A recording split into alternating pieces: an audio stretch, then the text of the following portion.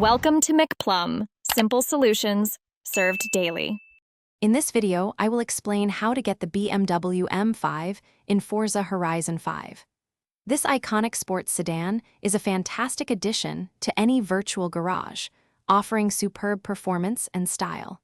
We will explore the various avenues available to players, from direct purchases to earning it through in-game activities. Getting your hands on this car can be straightforward if you know where to look and what to do. One of the most common ways to acquire the BMW M5 is through the in-game auction house. Here, other players list their vehicles for sale, allowing you to bid or buy out instantly. Prices can fluctuate significantly, so it is wise to check frequently for competitive deals.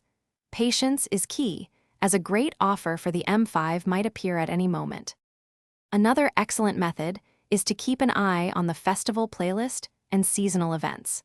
The BMW M5 is often featured as a reward for completing certain challenges or achieving specific point totals within a given season. These events rotate every week, offering new opportunities. Make sure to participate actively to secure this fantastic car when it becomes available. Finally, you might get lucky with wheel spins or find the M5 in the Forzathon shop. Wheel spins, especially super wheel spins, offer a random chance to win cars, including the M5.